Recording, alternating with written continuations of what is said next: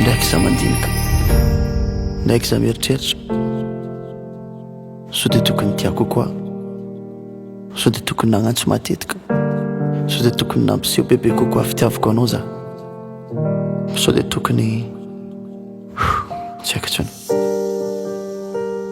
Mety misy raha tsy ampy fiainana efa sarotra sy mafy, samy mahatsapa an'izany na za na anao, sarotra fiainana. Mety zay donc natonga navariana kely na dia raha tsara za raha tiako atao, mety ratsy ny fandraisanao ananjy, mety tsy zay koa le tadiavinao, tsy haiko. Mifonako azafady na ny raha niteneniko na ny raha tokony teneniko nefa tsy niteneniko, azafady nandratranao angamba za fa tsy hitako, tsy tsapako zany. Mifonako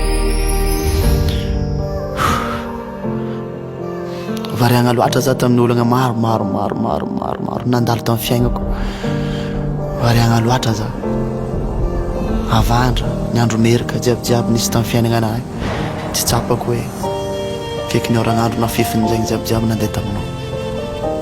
Azafady mifona za satria tsy haiko tsony, tsy hitako tsony raha andeha volagna, tsy haiko tsony raha andeha hodinina, tsy haiko tsony raha andeha takarany saignako.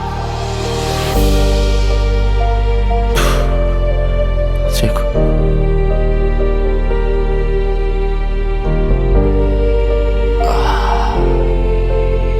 Nefa ndraika za mandinika hoe mety tsy tokony hiala maigny koa anao agnatin'ny raha jiabijiaby zany, mety misy adesoagna anao na dia kely azany, ary mety anao mitsy le fototra ny raha jiabijiaby fa tsy za. Be loatra ny ambom-ponao dia anao tsy mifona, anao tsy maniky diso, tapaka tady satria anao tsy te hanohy, tapaka satria zaho raika manohy ananjy, tapaka satria nitapahanao. Ino koa me atao? Navelako anao andeha, na mafy azy ady ataoko hitazomagna anao, avelako anao. Maro ny raha jiabijiaby nataoko amin'ny maha olombelogna anahy tsy tokony, fa fitiavana anao jiabijiaby, efa tsy hitanao za.